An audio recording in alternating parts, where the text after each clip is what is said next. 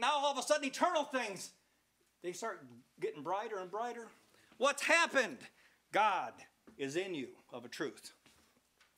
Now this promise that Jesus is telling them about, this is nothing like new. Jesus isn't coming up with a new thing. Jesus is telling them all these prophecies that were talked about. The prophets brought them up. What God was going to do is getting ready to be fulfilled. Some would have said, well, Jesus, you've come and you've taken away sin. That's enough. We got a fresh start now. We can do it. Yeah. No, you can't. It's not good enough to Jesus just take away sin. No, he's got to change me. He's got to change my person. I got to have a new nature. I got to have something that's in league with God. To where now, when I hear these eternal promises, oh, they sound so good. So good, I'll give up this present evil world. You have got to be detached in your heart from this present evil world. And how's that going to happen? Well, Jesus is saying, I'm going to send the Spirit, and this is going to happen in you. See, I have very many things that I would like to say to you right now, but you can't receive them now. You can't hear them now. If I said them, it would just be a waste of time. You're not ready for them. But when the Comforter comes, oh, you'll be ready then. You'll be ready then. See, you want to have somebody say, know the Lord, because you all know me, from the least to the greatest, because I'll write it on your heart, and you'll have an affection for my Father that's in heaven. Well, see, this is news. Believe me, this is news, because they were talking about a nation that repeatedly turned against their God. Now, this is the one that got the promise. Abraham, Isaac, and Jacob, God gave them promises. And he gave the nation of Israel promises. Remember, there was a time when Jeshurun waxed fat and kicked against God. This is in Deuteronomy 32:15. But Jeshurun waxed fat and kicked. Thou art waxen fat, thou art grown thick, thou art covered with fatness. Then they forsook God. Oh, now see, this is the ones that they had received the promise. This is what they did with it. Well, anyway, this is, God's going to have a reaction about this, right? They provoked him to jealousy with strange gods, with abominations provoked they him to anger. Oh, now God is not only upset at speaking as a man, he's angry now. Believe me, you don't want God to be angry with you. Amen. They sacrificed unto devils, not to God, to gods whom they knew not, to new gods that came up newly up, whom your fathers feared not. These are new gods. We're living in a time of new gods, whom our fathers feared not. Of the rock that begat thee, thou art unmindful, and hast forgotten that God formed thee. These are the people now. These are the same people. And what's the Lord going to do? They say, well, God doesn't see all this stuff. No, it says that when God saw it, he abhorred them because of the provoking of his sons and of his daughter. Of course, he loved them so much he overlooked it, right? When the Lord saw it, he said, I will hide my face from them. I will see what their end shall be, for they are a very froward generation, children in whom is no faith. We're talking about a whole generation that God just wrote off. He said, you don't fear me? You don't love me? You owe your life to me? And you're giving yourself to strange gods? And he wrote off a whole generation. Does that mean that God's just going to send another flood, right? No. God remembers. He remembers his promise. What does he do? So, well, right now, I got to send the Spirit right now. This will take care of the problem. No, he wouldn't understand what you were talking about. This is a generation that can't be recovered. I fear we're living in bad times right now. Generation has turned their eyes away from God and have turned it on to fanciful things. What does God say? He said, I know. See, God knows what he's going to do from the very beginning. Known unto God are all his works. It doesn't continge. His contingency is not on man. It's on his own arm. It's going to bring salvation. That's what he says.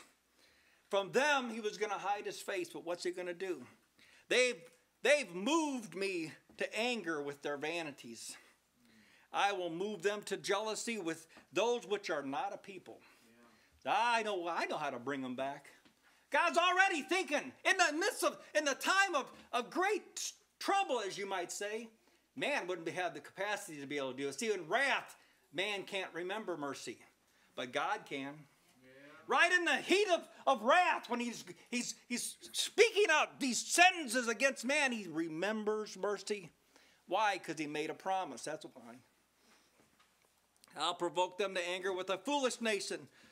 For a fire is kindled in mine anger, and shall burn unto the lowest hell, and shall consume the earth with her increase, and shall set on fire the foundations of the mountain. Well, God's serious. He's serious about this. His own right arm is going to bring salvation. But that generation didn't see it, did they?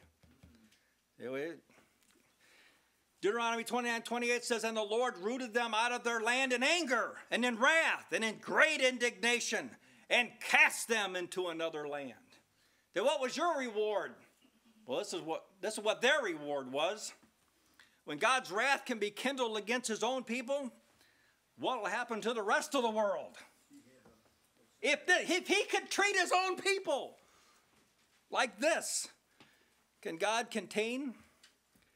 he actually contain such wrath against a whole nation and still maintain his integrity? Very much so. He's proven it. God's proven that in wrath he can remember. It was Habakkuk that said this. In the midst of the years make it known. In wrath remember mercy. He had the heart of God there. He looked out, the people are bad, but don't remember them. Remember your promise to Abraham, Isaac, and Jacob. Turn from this fierce wrath. Well, see, we have the volume of the book. We have greatly benefited in the day we live in.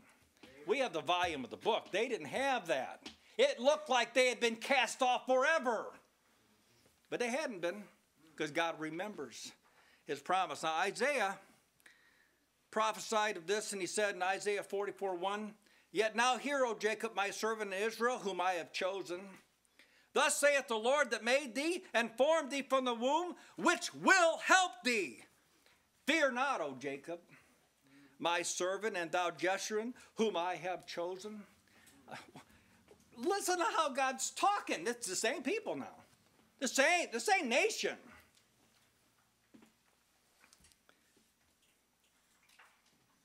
God's going to bring life from death.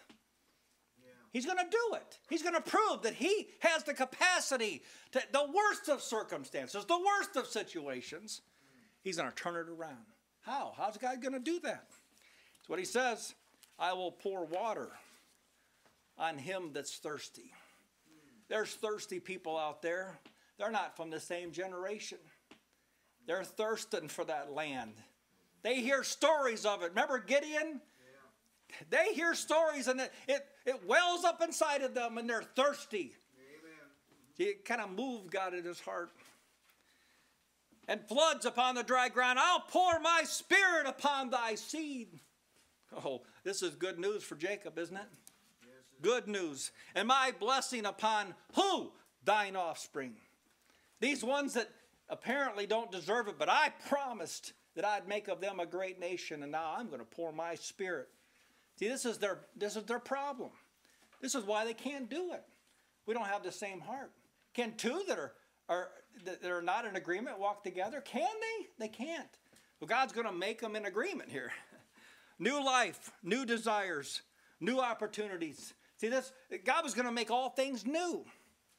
Well, how he did it is amazing. One shall say, I am the Lord's, and another shall call himself by the name of Jacob. What's he saying? No more.